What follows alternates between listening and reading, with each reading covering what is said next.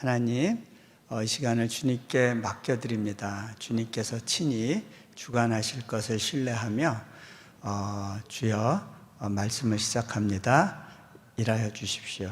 우리 주 예수 그리스도 이름으로 기도합니다. 아멘. 오늘 읽은 본문만 가지고 이거를 강해를 해도 아마 시간이 모자랄 것 같아요. 근데 제가 오늘 요 본문에서 우리에게 주신 달란트가 뭔가, 그 달란트에 대한 이야기에 포커스를 맞춰서 그렇게 한번 전해보려고 합니다. 아마 제가 이 말씀은 다른 데서는 전해본 적이 없는 것 같아요. 근데 오늘 이렇게 차 타고 오면서 이 내용으로 도전하면 좋겠다 이런 생각이 들어서 좀 포커스를 거기에 맞춰보려고 합니다. 제가 미국에서 이제 아내와 함께 유학 생활을 할 때 한 번은 이제 그 크리스 해리스 목사님이라고 영국계 선교사님인데 당시 이제 온누리 교회와 협력하는 그런 선교사님이셨는데 보스턴에 오셔서 교민들 대상으로 이제 집회를 하셨어요. 이제 이분은 이제 말씀 집회 후에 이제 기도받기 원하는 분들이 이렇게 와서 줄을 서면 뭐 다른 내용은 안 하고 그분에게 성경 구절 하나씩을 이렇게 말씀을 주셨어요. 근데 저도 아내와 함께 그 어떤 말씀이 주어질까 이제 궁금해서 그 앞에 섰던 적이 있었습니다. 그때 아내에게 주셨던 말씀이 뭐였냐면 하나님이 자기를 사랑하는 자들을 위하여 예비하신 모든 것은 눈으로 보지 못하고 귀로 듣지 못하고 사람의 마음으로 생각하지도 못하였다. 고린도전서 2장 9절에 있는 말씀을 주셨어요. 근데 아내가 왠지 이게 정확하게 마음에 와닿지 않아서 다음 날 옷을 바꿔 입고 집회에 갔다가 다시 줄을 섰어요.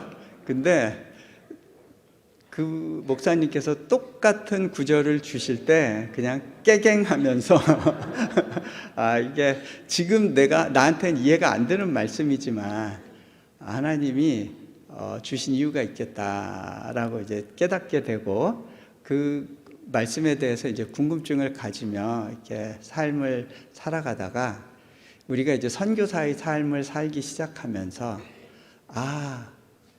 이 은혜가 그 은혜를 이야기한 거구나라는 거를 이제 마음으로 깨닫고 고백을 한 적이 있었어요. 근데 그때 이제 저에게 주신 말씀이 뭐였냐면 고린도전서 1장 26절에서 28절인데요. 뭐 굳이 안 찾으셔도 되고요. 제가 그냥 쭉 읽겠습니다.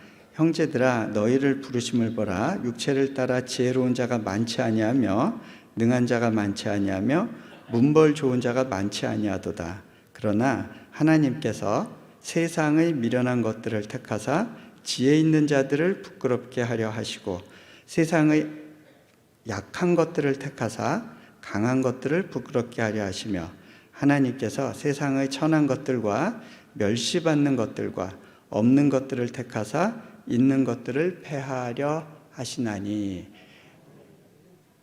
근데 아내는요, 제가 받은 이 말씀이 이상하다고 생각을 했어요.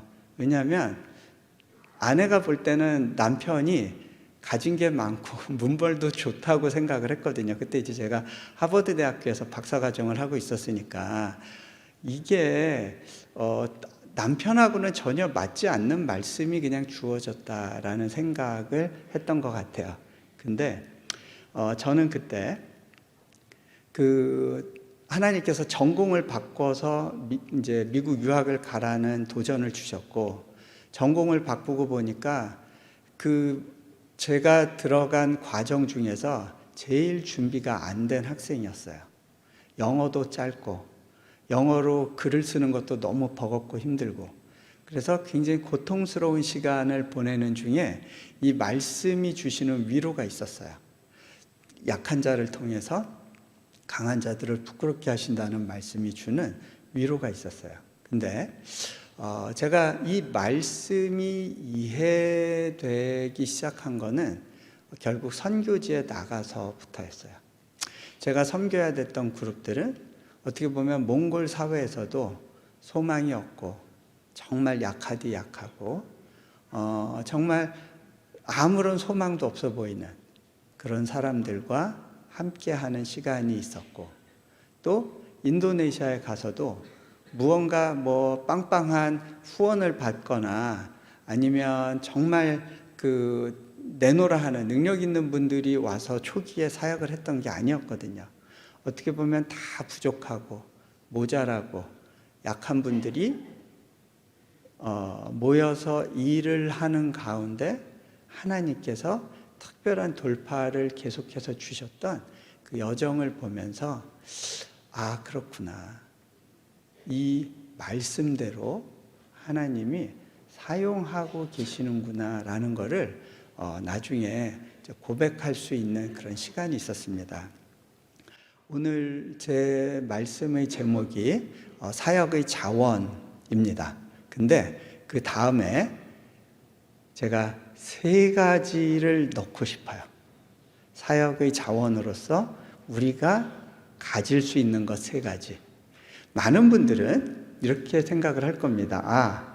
사역의 자원 또는 선교의 자원, 먼저 재정이 필요할 거야. 그 다음에 인력이 필요할 거야. 그 다음에 뭐 네트워크나 뭐 전략이 필요할 거야. 이런 식으로 생각하실지 모르겠습니다. 그런데요, 제가 오늘 여러분에게 드리려고 하는 3가지는 여러분들이 생각해 보지 못했던 것일 겁니다. 첫째는 아픔입니다. 2번째는 결핍입니다.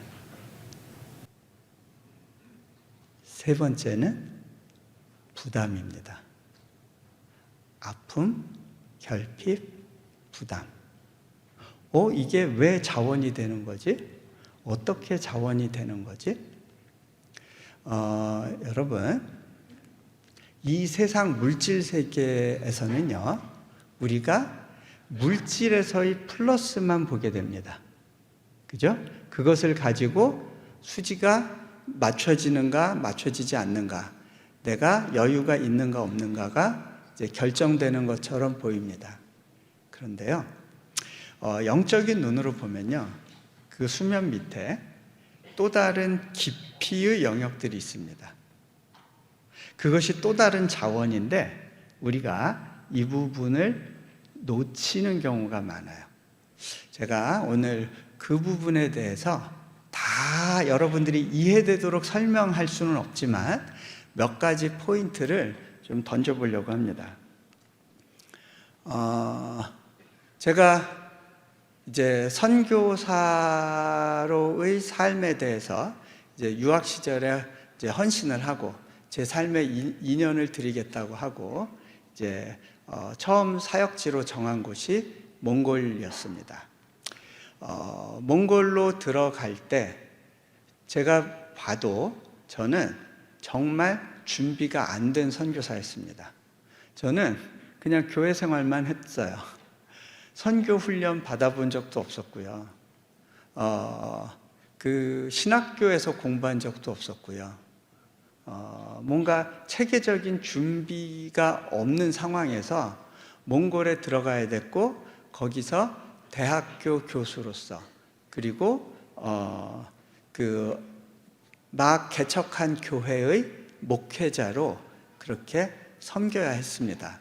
저는 재정 후원도 준비를 하지 못했어요. 왜 그랬냐면 하나님께서 이 물가가 비싼 보스턴 땅에서도 우리 가정을 먹이고 입히셨는데 몽골 땅에서 하나님의 일을 하면서 굶을 걱정을 한다는 게 하나님께 너무 죄송한 거예요. 그래서 하나님, 저는 하나님이 주신 것만 가지고 살아볼게요. 이렇게 하나님께 말씀드리고 아무런 재정적인 후원을 받지 않고 그렇게 정말 없었던 건 아니고요. 그러니까 제가 노력해서 찾지 않고, 근데 그 아름아름 보내주시는 후원들이 있었죠. 그리고 파송교회에서 보내주시는 정기적인 약간의 후원이 있었어요. 그렇게 하고 이제 몽골 땅에 들어가게 됐습니다. 그곳에 가보니까 그곳에서의 삶은 정말 열악했어요. 저희 교인들의 상황을 보면 너무너무 마음이 아팠습니다. 저희 교회에 한 고등학교 1학년 되는 자매가 선생님, 저 교회에서 좀 며칠 자면 안 돼요? 왜 그런가 이유를 물어보니까 자기 외삼촌이 자기를 이제 성폭행하려고 해서 도망 나온 거예요. 얘는 고아였어요. 엄마 아빠가 일찍 돌아가셨고, 얘 밑으로 동생이 3명이 더 있는데 하나이는 한쪽 눈을 실명을 했고 다 열악하고 어려운 환경 속에서 살았어요. 얼음물로 빨래하면서 겨울을 나요. 몽골은 한 8개월 정도가 영하권이에요. 추울 때는 영하 30도, 많게는 40도 이하로도 내려가요. 그런 추위 가운데 제가 섬기는 교인들 중에 많은 수가 땔감이 없어서 겨울에 땔감 없이 그 천막의 속에서 두꺼운 이불을 두르고 그렇게 버티고 살곤 했어요. 제가 그들을 보면서 어떻게 도우면 좋을까? 제가 도울 방법이 별로 없더라고요. 얘네들 땔감 하라고 돈이라도 좀 준비해 줄까? 그리고 기도하면 하나님께서 주신 마음은 돕지 말래요. 물질로 돕지 말라시는 거예요. 여러분, 그때 저는 그래도 난방이 나오는 아파트에서 살고 있었어요. 물론 많은 분들은 저희 집을 다녀가시고 막 마음이 아프다고 그러고 그러시긴 했지만 어쨌든 저는 난방이 나오는 따뜻한 집에서, 비세지 않는 집에서 살았어요. 근데 제가 섬기는 목회 대상들은 그 영하의 날씨에 떨고 있는 거예요. 안 도와주는 게 도와주는 것보다 힘들어요. 네. 마음이 많이 아팠어요. 돕지 말라시는 거예요. 어느 날은 제가 그 교인들을 보면서 너무 미안한 거예요. 제가 해줄 수 있는 게 별로 없었어요. 그 당시에는 제가 몽골어도 가자마자 목회를 해야 됐는데 몽골어가 안 되니까 마침 한국어 통역이 준비되어 있어서 그 자매를 통해서 통역 설교하고, 그러다 보면 교인들을 신방 가도 깊이 있는 얘기를 하기가 좀 쉽지 않았어요. 제가 여러 가지로 설교를 해봐야 이분들의 귀에 이게 얼마나 들어갈지 제가 가늠이 안 됐어요. 도대체 내가 여기서 뭐 하고 있는 거지? 내가 뭘 할 수 있는 거지? 참 난감했습니다.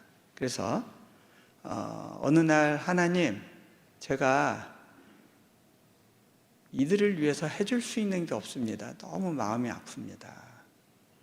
그렇게 기도하고 있었는데 그때 제 마음 가운데 동물 어미의 울음소리 같은 것들이 들렸어요. 너무 비통한 울음이었어요. 하나님, 이 울음이 의미가 뭐죠? 하나님이 제 마음 가운데 이렇게 말씀을 주신다고 느꼈어요. 이 울음은 이 백성을 향해 울고 있는 나의 울음이다. 저에게 딱 하나 원하시는 게 있대요. 그냥 나와 함께 울어주지 않겠니? 나와 같은 마음으로 울어주지 않겠니? 제가 그거는 할 수 있을 것 같았어요. 어떤 면에서는 하나님과 같이 울다가 8년의 시간을 보낸 것 같아요. 그런데 제가 몽골에서 뭘 했나 싶은 가운데 이제 인도네시아로 들어갔고, 거기서 또 오랜 시간을 보낸 다음에 제가 한 5년 전인가 그 시드니에 집회차 가게 됐는데요. 그때 우리 몽골에서 제 제자로 있었던 지체들한테서 연락이 오는 거예요. 선생님, 시드니 오셨다면서요? 저 시드니에 있어요. 만나주세요. 보니까 두 녀석은 시드니 어느 대학에서 공부하고 있었고, 또 한 친구는 선교사와 결혼을 해서 그 시드니에 있는 어느 신학교에서 연장 교육을 받으러 나와 있었던 거예요.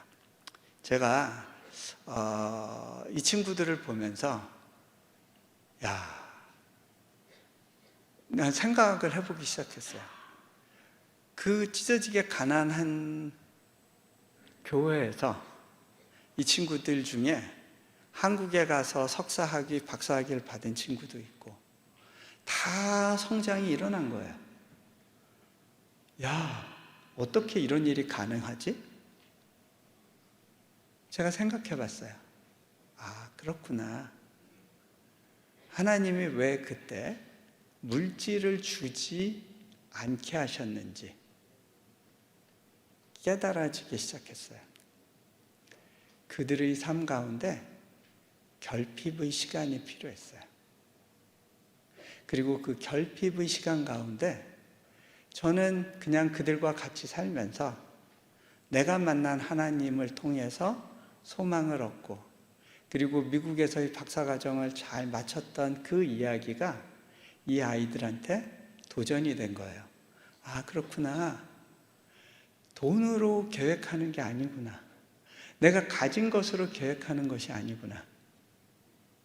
내게 지금 결핍이 있지만 그 결핍 때문에 꿈꿀 수 있는 또 뭔가가 있다라는 것을 아이들이 봤던 것 같아요. 다 보진 않았을 수도 있죠. 그런데 그 여정 가운데 그 경험을 하는 거예요. 제가 한 번은 이제 중국 친구인데 한국에 나와서 어느 회사에서 이제 근무하고 있는 형제인데 저를 꼭 만나서 식사 대접을 하고 싶대요. 갔더니 굉장히 좋은 중국집에서 식사 대접을 하려고 하는데, 나 짜장면 한 그릇이면 되지, 이런 요리 필요 없는데 왜 굳이 여기서 나를 보자고 했니? 물어봤더니, 선생님, 꼭 한 번은 제가 이 식사를 대접하고 싶었어요. 그게 뭔데? 왜 그랬는데, 선생님은 기억하시지 못할지 모르지만 선생님이 우리 중국 아이들, 유학생들을 데리고 한 호텔에서 식사를 사주셨어요. 근데 그때 사주셨던 식사가 제 인생에서 가장 기억에 남는 가장 맛있는 식사였어요. 어떻게 보면 제 인생 가운데 제일 힘들고 어려운 시기를 지나고 있었는데 그때가 저에게 있어서는 가장 소중한 시간이었어요. 그리고 선생님이 그때 해주신 그 말씀을 저는 아직도 기억하고 있어요. 내가 뭐라고 했는데, 그랬더니, 얘들아, 니들이 나한테 뭔가 보상하려고 하지만 나중에라도 너희들이 누군가에게 무언가를 베풀 때 대가를 바라지 않고 할 수 있었으면 좋겠다. 그것이 너희 인생의 복이 될 거야. 그런 이야기를 나눠준 적이 있는데 그 말씀을 지금도 기억하면서 실천하려고 애쓰고 있다는 그런 이야기를 하더라고요. 저에게는요, 그냥 흔한 식사 한번 사는 거였어요. 그런데 결핍의 순간, 그 식사는 인생을 변화시키는 교훈이 되기도 했구나라는 걸 이제 배우게 됩니다.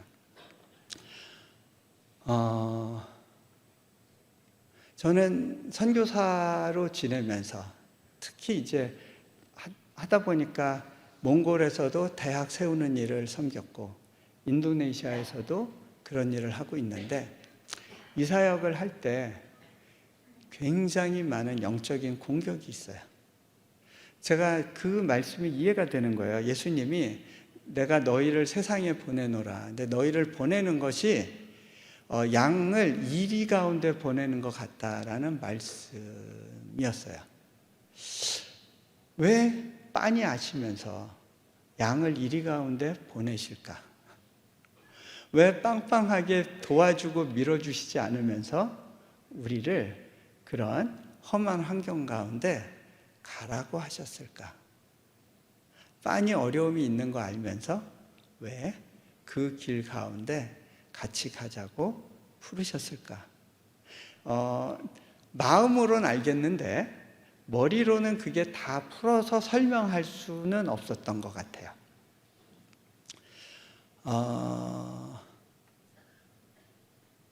여러분들은 하나님이 왜 그러시는 것 같으세요?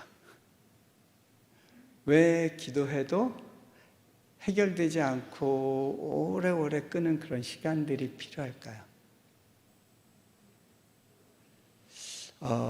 하나님의 역사가 일어나기 위해서는요, 또 악이 판치는 어떤 시간들이 필요해요.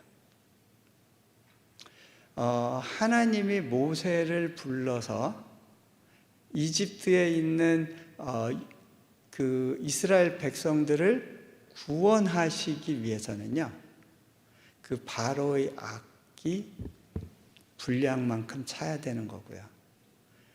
이스라엘 백성의 탄식과 고통이 그 분량만큼 차야 되는 거예요.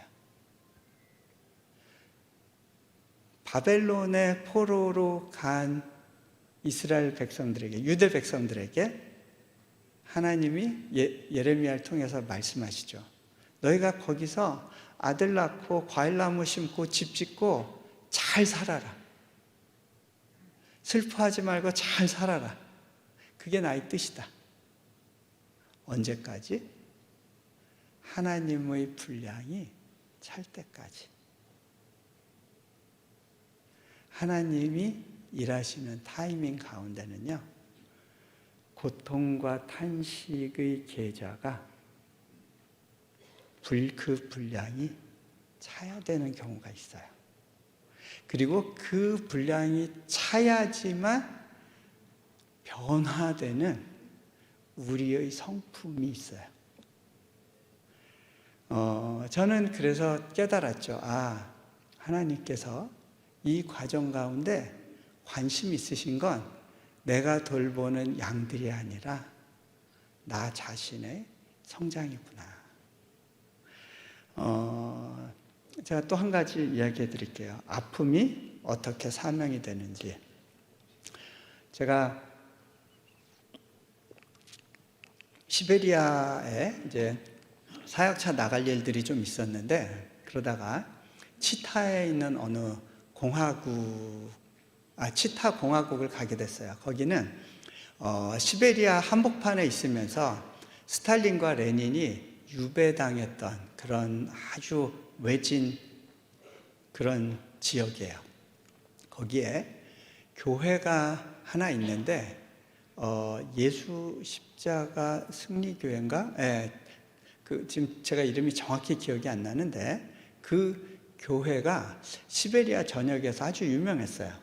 시베리아 가는 곳곳마다 제가 치타에 간다고 했을 때 그 교회를 방문하라는 이야기를 들었는데, 마침 몽골 국제대학교를 졸업한 한 자매가 거기에서 이제 담임 목사님 세크리터리를 하면서 대외관계 업무를 보고 있었어요. 그래서 그 자매하고 연락해서 저희가 딱 이틀 있는데 그 중에 하루 시간을 내서 담임 목사님을 좀 만났으면 좋겠다 하고 갔는데, 담임 목사님은 출장 중이고 다음날 만나는 걸로 이제 약속이 잡혔고요. 그 전날 거기 어느 사역자들 기도 모임에 초대받아서 같이 기도하는 시간이 있었어요. 그런데 그 중에 한 형제가 일어나서 이런 이야기를 했습니다. 저는 원래 감옥에서 수감 생활을 했던 사람입니다. 그런데 지금은 나와서 교도소를 다니면서 죄수들을 상대로 복음 전하는 일을 하고 있습니다. 처음에는 제가 아무리 교도소 문을 녹화하려고 해도 교회 관련된 사람들에게는 결코 문을 열어주려고 하지 않았습니다. 그런데 그 시베리아 지역에 계속해서 죄수들은 교도소에 넘치는데 어떤 방안도 없고 대책도 없는 가운데 어느 교도소에서 너희들이라도 와서 해보고 싶은 걸 해봐라 하고 문을 열어주고 죄수들을 모아서 이야기할 수 있는 시간을 주었습니다. 그런데 마침 그 교도소는 제가 복역한 적이 있었던 교도소였습니다. 그래서 저는 그분들 막 시끄럽게 막 웅성웅성하고 있는 죄수들을 향해서 이렇게 외쳤습니다. 저는 여기 감옥 출신입니다. 제 방번호 몇 번이었고 죄수 번호 몇 번이었습니다.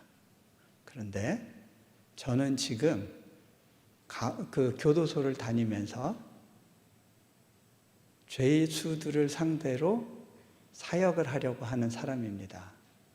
여러분, 어떤 이유 때문에 제가 변화된 삶을 살게 되었는지 궁금하세요? 하고 물었습니다.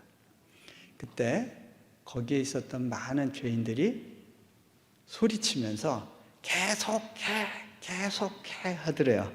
그래가지고 이분이 한 40분 정도 자신의 인생 간증을 했는데 그 교도소의 분위기가 숙연해졌답니다. 그 죄수들의 눈빛과 행동에서 변화가 감지되니까 교도소 소장이 계속 와달라는 요청을 했고 그 소문이 나면서 다른 교도소에서도 문을 열고 지금 사역이 막 일어나고 있는데 지금 제가 시간적으로 감당이 안 됩니다. 저를 위해서 기도해 주세요. 결국 그분의 아픈 과거를 하나님이 사용하신 거예요. 제가 그 이야기를 듣고 있는데 또 한 분이 이런 이야기를 합니다. 저는 마약 중독자 출신입니다. 저는 지금 마약 갱생원에서 마약 중독자들을 돕고 있습니다. 저는 어머니의 기도가 아니었으면 결코 지금과 같은 삶은커녕 이미 길거리에서 죽었을 겁니다. 제가 마약 중독자를 섬기는 일이 결코 쉬운 일은 아닙니다. 저에게 기도가 많이 필요합니다. 이런 고백을 하는 거예요. 제가 그때 그 사역자들의 면면을 보면서 이 교회가 갖고 있는 사역의 비밀이 있구나. 뭔가 알 것 같았어요. 하지만 성령님께서 그거를 확인시켜 주기를 이제 바라는 마음으로 기도를 했고요. 다음 날 담임 목사님을 만났을 때 시간이 많지 않을 것 같아서 단도직입적으로 물었어요. 목사님 교회가 갖고 있는 사역의 비밀이 있다고 그런 마음을 받았는데 그 비밀에 대해서 좀 얘기해 주십시오. 그랬더니 이분이 하시는 이야기가 제가 할 수 있는 얘기가 뭐가 있겠습니까? 한국교회의 놀라운 부흥에 대한 이야기를 저도 알고 있고 오히려 한국교회에 배워야 될 것이 많다는 생각을 하고 있습니다. 제가 다시 물었어요. 아닙니다. 제가 어제 기도할 때 담임 목사님에게 이걸 물어보면 좋겠다는 마음이 왔습니다. 그래서 여쭙는 겁니다. 그 목사님이 이런 이야기를 하시더라고요. 아마 듣고 싶은 이야기가 이 이야기일지 모르겠습니다. 저는 벨로루시 출신입니다. 15살에 기도 가운데 하나님께 선교사로 자신의 삶을 드리겠다고 서원을 했습니다. 그리고 준비하고 기도하던 중에 부름받은 곳이 이 시베리아 치타 지역입니다. 그런데 이 지역은 제게는 너무 추웠습니다. 뿐만 아니라 이곳에서는 문화라고 할 수 있는 것이 없었기 때문에 제가 너무너무 힘들었습니다. 그런 이야기를 해주시는 거예요. 그래서 근데 여러 번 사역을 그만둬야 되나? 라는 생각도 했었대요. 그렇게 힘들게 버티고 있던 어느 날 고등학교 3학년이었던 그 첫째 아이가 친구 집에 간다고 갔다가 실종이 돼버렸어요. 집에 돌아오지 않은 거예요. 교인들이 나가서 이제 수소문하고 행방을 찾다 보니까 큰아들을 시신으로 발견하게 됐어요. 이 목사님은 그때 너무 속상하고 어떻게 감당할 수 없는 분노 때문에 이 치타 지역은 다시는 돌아보기 싫다고 생각을 했고 이 사역을 정리해야 된다고 생각을 했습니다. 그래서 가족들과 함께 우리 떠나는 건 기정사실인 것 같은데 그래도 마지막으로 하나님께 기도하고 확증을 받자, 그런 마음으로 같이 기도를 시작했답니다. 그런데 기도하던 중에 목사님, 사모님이 통곡을 하면서 꼬꾸라지고 또 목사님이 꼬꾸라지게 됐어요. 왜 그랬냐면요, 그 두 분에게 동시에 주셨던 하나님의 말씀이 있었어요. 그 말씀은 뭐였냐면, 자, 이제부터 네가 복음을 들고 이 치타에 있는 모든 주민들에게 그 구석구석까지 찾아가라. 그래서 그 복음이 너희 아들을 죽인 살인자에게까지 미치게 해라. 그 목사님이 그런 이야기를 하세요. 우리 교회에서 일어나고 있는 이 특별한 역사와 특별한 그 부흥은 바로 이 사건과 연결되어 있는 것 같습니다. 하나님께서 그때 제게 주셨던 한 문장이 있었어요. 아픔 뒤에 사명이 숨어 있다는 거예요. 이것이 바로 하나님의 방식이구나 깨닫게 됩니다.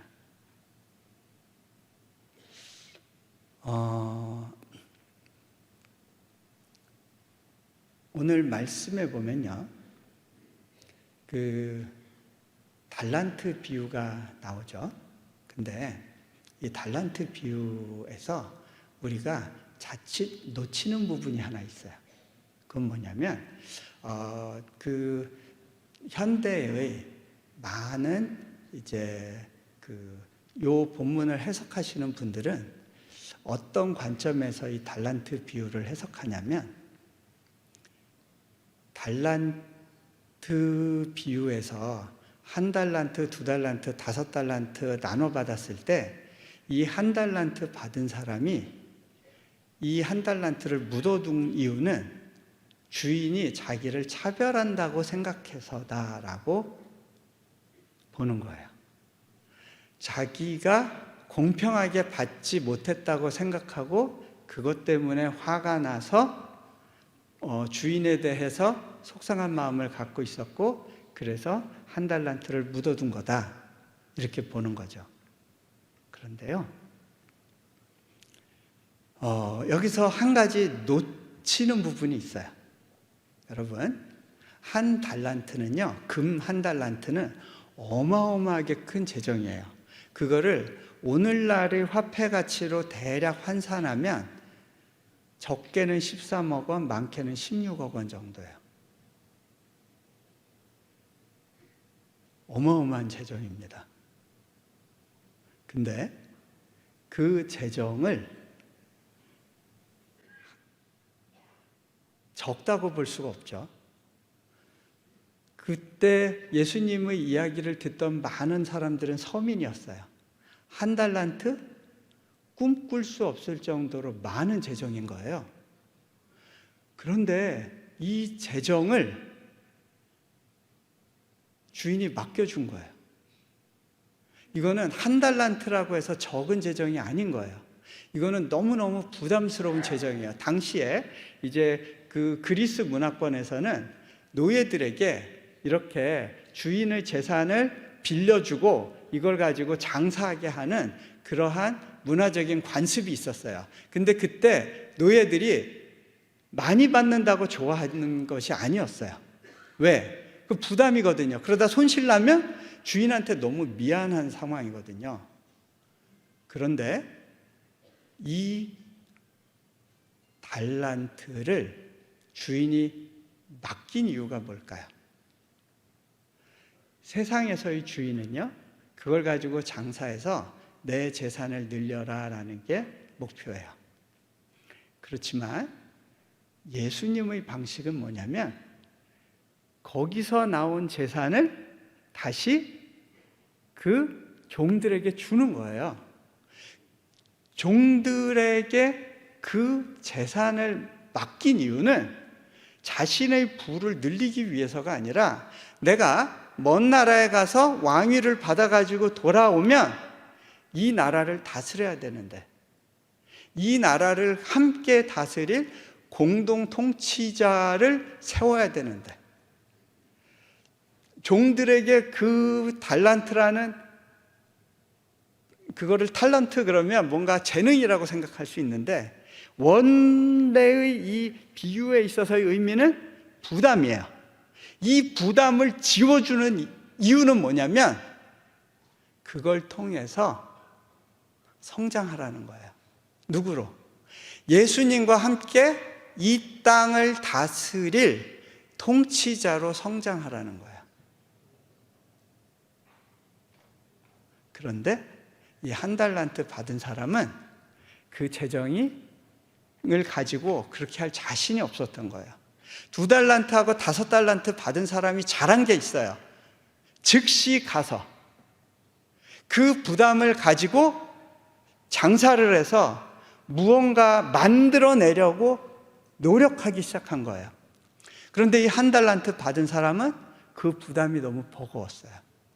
그래서 손해보지 않는 방법, 땅에 묻어두는 그 당시에 가장 흔한 재물 보관 방법을 택해요.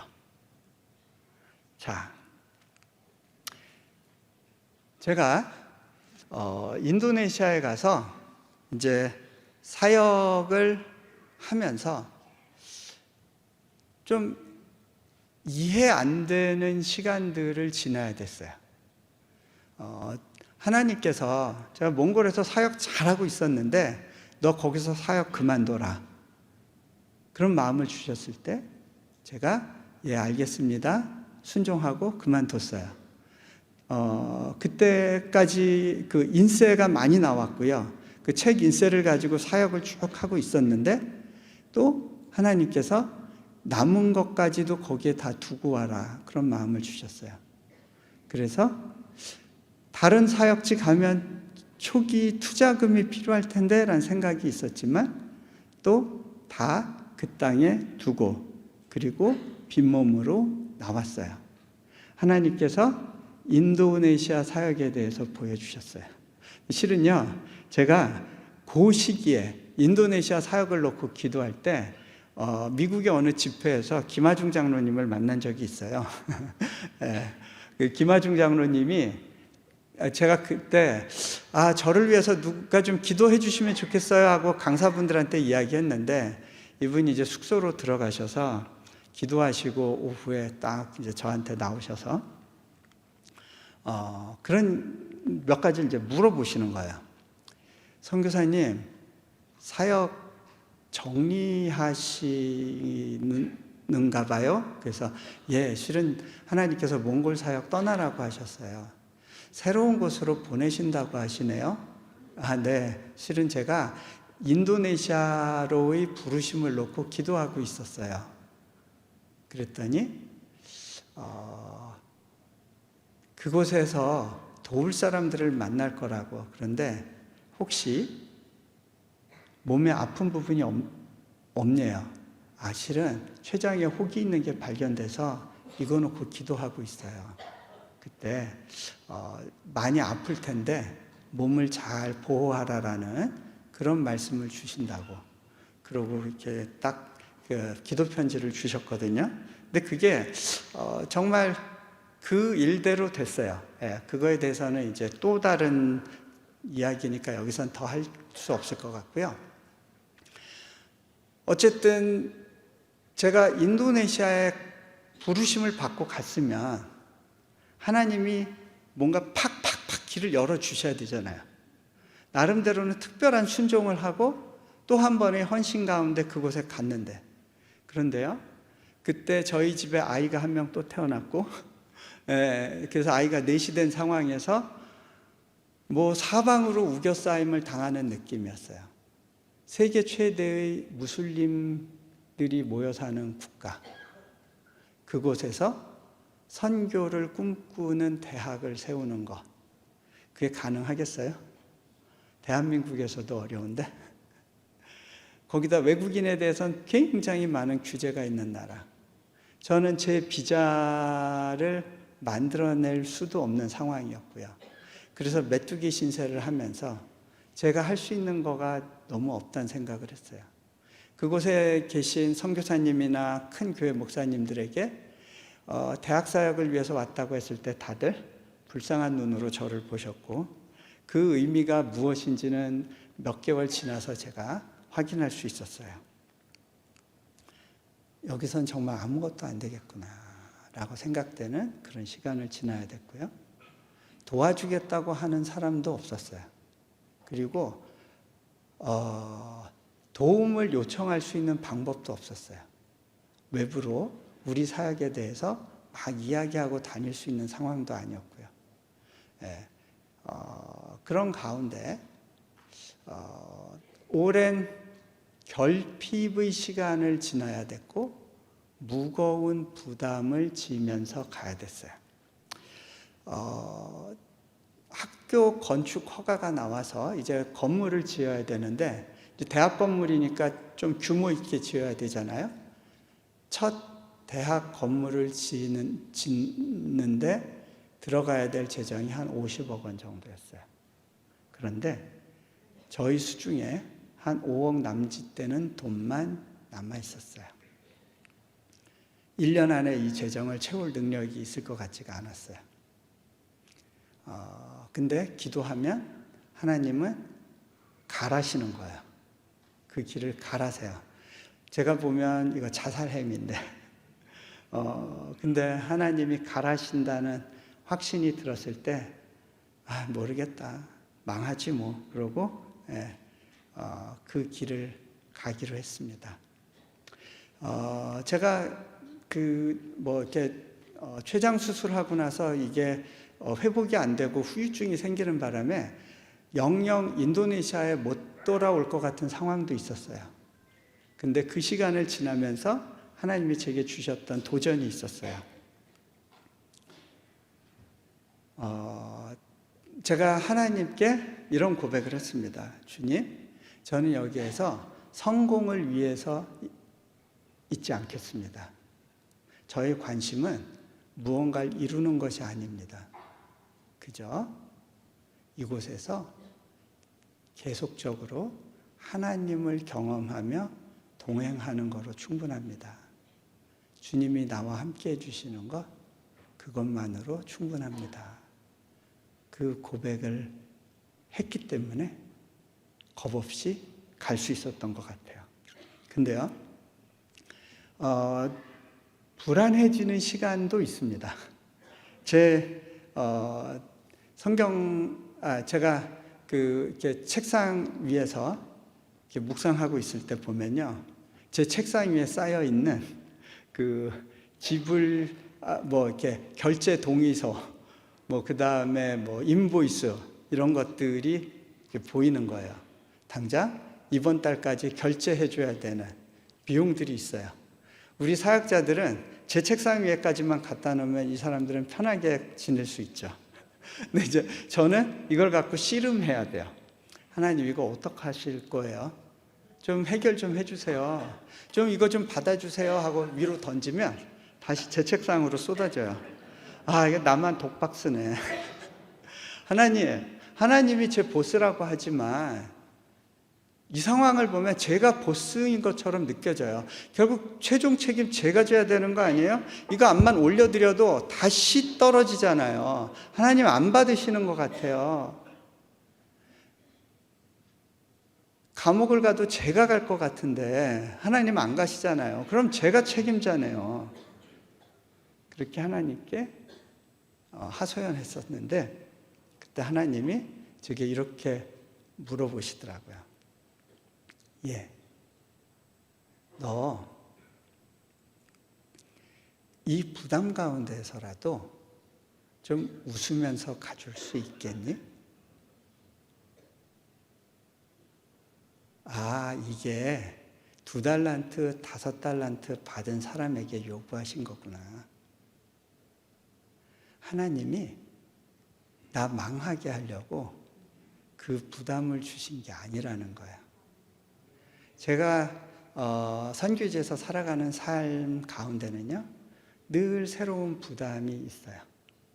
때로는 그 부담을 지고 싶지 않고 도망가고 싶은, 왜냐하면요, 그 부담을 진다고 칭찬만 오는 건 아니거든요. 왜? 사단이 질시하기 때문에 별의별 방식으로 영적인 공격을 하고요, 등 뒤에서 칼을 찌르려는 시도들이 많거든요. 그러면요, 어떤 때 좀 속상할 때가 있어요. 서운할 때가 있어요. 그런데 하나님은 제게 그러세요. 괜찮아. 이것도 과정이야. 이 과정 속에서 이 부담 가운데에서만 만들어지는 성장이 있단다. 그게 통치 훈련이라는 거예요. 하나님 나라의 통치 훈련. 제가 그때 이제 깨달아지는 게, 하나님이 나 그냥 힘들어 죽게 하려고 이 부담을 주신 게 아니구나. 그 생각이 딱 드는 거예요. 하나님이 웃어보라고 하시네. 한번 해보자. 저는요, 워낙 성격이 좀 염세적인 사람이에요. 약간의 우울질이 있어요. 거기다가 학자 출신이라 사업하고는 거리가 먼 사람이에요. 근데 하나님은요, 정말 아주 독특하게 어려운 사업의 현장 가운데 저를 박아 놓으시고 거기서 뺑뺑이 돌리시는 거예요. 참 갑갑하죠. 그런데 하나님이 왜 그렇게 하실까요? 뱁새 황새 만들기 프로젝트 하시는 거예요. 다리 찢기. 다리 찢으면 아파요. 근데 우리가 근육의 유연성이 필요하거든요. 이 일 같은 걸 할 때 하나님이 그 훈련 시키시는 거예요. 제 혼자서라면 저는 그렇게 못 살아요. 그런데 하나님이 함께 해주시면서 해보라 하셨을 때는요, 그렇게 되어지는 걸 경험하더라고요. 그때부터 제가요, 돈을 계산 없이 쓰는 훈련을 하고 있어요. 그러다 보니까 그렇구나. 1,000만 원 모자랄 때는 굶는데 10억 모자랄 때는 굶지 않는구나. 그걸 배우게 돼요. 그 고비고비 건축이 이루어지고 사역이 만들어져 가는 것을 이제 경험합니다. 결핍과 부담이 일하는 거구나. 지금 일어나고 있는 사역에 대해서 간단하게 우리가 좀 영상을 통해서 한번 좀 같이 보시면 좋겠고요. 영상 보고 난 다음에 제가 한두 가지 이렇게 이야기 더 나누고 마무리하도록 하겠습니다. 저에게 죄송하게도 제가 한국어 자막 버전으로 보내드렸어야 되는데 영어 자막으로 보내드려서 여러분들이 이해하시는데 좀 어려우셨을 수 있겠다 싶어서 죄송합니다. 제가 좀 한 번 더 살폈어야 되는데 여기 있었던 학생들을 이렇게 제가 보다 보면 제가 많은 은혜를 받습니다. 아프간 난민으로 살아간다는 것은 적어도 한 1년에서 2년 정도는 길거리에서 먹고 자는 생활을 가족들이 해야 되는 겁니다. 그래서 차라리 감옥에 들어가고 싶어서 감옥 앞에서 이렇게 자기를 들여보내달라고 항의하는 경우들도 있습니다. 그런데 제가 한 해 아프간 학생들, 신입생들을 받았는데 다 크리스찬이 됐죠.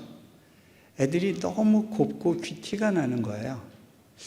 이 녀석들이 쉽게 이런 얼굴을 할 수가 없는데 싶어서 제가 물어봤어요. 도대체 니들 얼굴 보면 고생한 애들 같지가 않아. 이유가 뭘까? 제가 생각했던 답이 있었는데 그 답을 이야기하더라고요. 저희가 예수님을 믿고 저희 삶과 태도만이 아니라 외모도 바뀌었던 것 같아요. 여러분, 예수님 믿었다는 이유로 외모가 바뀌어 보셨나요? 네.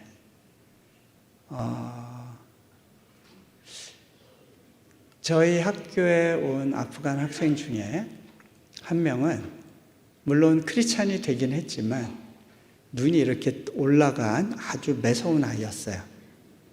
팔뚝에는요, 문신을 새겼는데 한자로 불공평 이렇게 썼어요.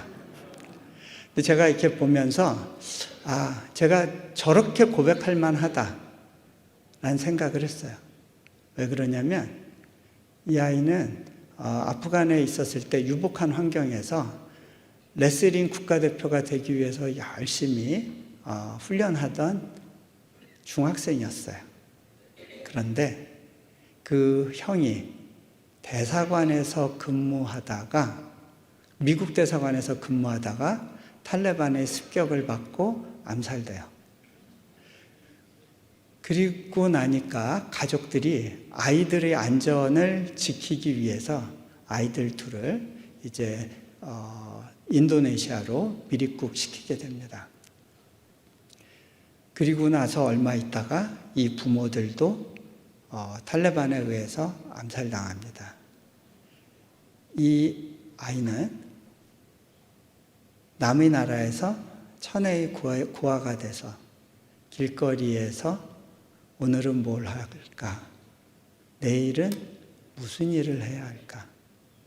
그 고민 가운데 하루하루를 의미 없이 보냈기 때문에 그 안에 깊은 분노가 있었어요.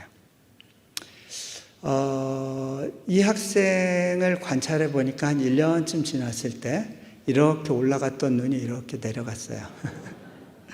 아이가 너무 순해지고 편안해졌는데 그러던 어느 날 이제 캐나다로 이제 입국이 받아들여졌다고 그래서 급하게 이제 보호 격리 시설로 들어가야 된다는 거예요. 급하게 저를 찾아왔어요. 제가 그 학생에게 이렇게 질문을 했습니다. 너희 그 인생 선언 불공평 아직도 유효한 선언이니? 하고 제가 물어봤어요. 그랬더니 아이가 피식 웃으면서 선생님, 저는 부모를 잃고 제 인생이 너무 소망 없고 의미 없고 버거웠어요. 그런데 놀랍게도 저는 여기서 새로운 많은 부모님들을 만나게 됐어요. 선생님도 그 중에 한 분이세요. 제가 아이한테 이야기했어요. 그래. 근데 있잖아. 너 인생에서 정말 불공평한 사실 하나 얘기해 줄까? 그건 말이지. 죄는 네가 졌는데 예수님이 너 대신에 죽으셔야 됐다는 사실이야. 죄 없는 그분이 모든 죄를 뒤집어 쓰셨지. 너 이것처럼 불공평한 일이 네 인생에 있을까?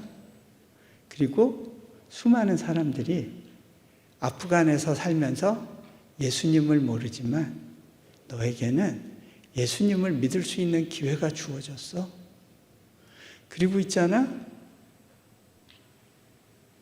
네 인생에서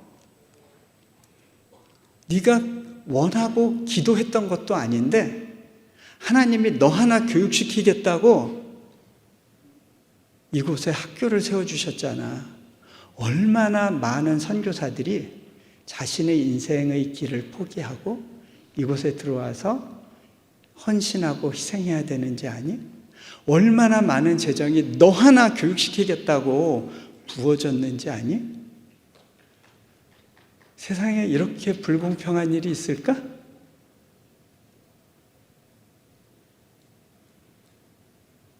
그리고 있잖아, 내가 너를 위해서 준비한 선물이 있는데 이것도 알고 보면 불공평한 거야. 네가 요청한 게 아니잖아.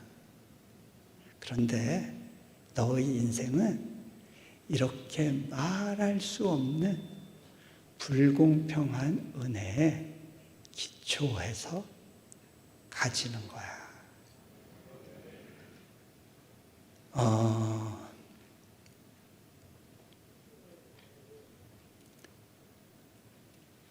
돌아보면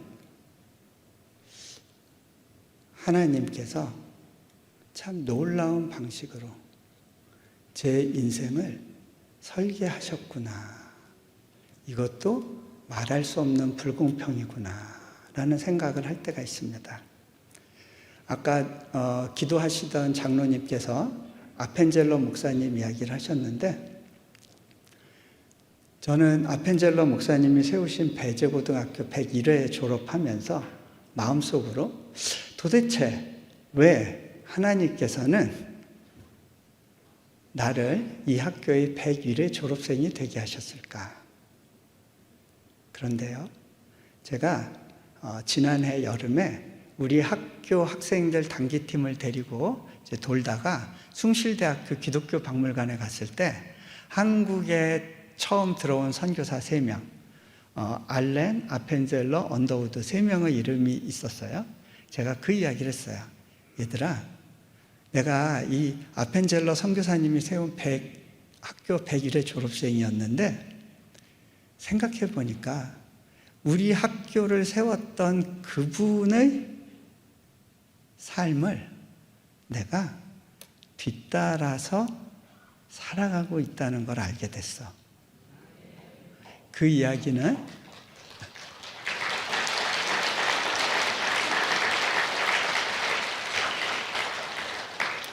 우리 학교를 졸업한 그 누군가가 또 그 길을 이어간다는 것을 의미하는 거죠. 하나님께서는요, 큰 그림 가운데 무언가를 만들어 가세요. 그런데요, 그 하나님의 역사는요, 우리의 힘과 우리의 경험과 노력과 또 우리의 재정으로 되어지는 게 아니고요, 하나님의 말할 수 없는 불공평한 은혜가 이 땅 가운데 부어지고 그 은혜에 대해서 반응하는 삶을 살았던 그 누군가를 통해서 하나님께서 말도 안 되는 것 같은 그런 일들을 이루어 가신다는 것을 고백하게 됩니다. 그 일 가운데 여러분이 경험한 아픔과 여러분이 겪고 있는 결핍과 여러분이 지고 있는 부담이 하나님이 여러분에게 맡겨주신 특별한 사역의 자원이란 사실을 기억하시면 좋겠습니다. 같이 기도합니다.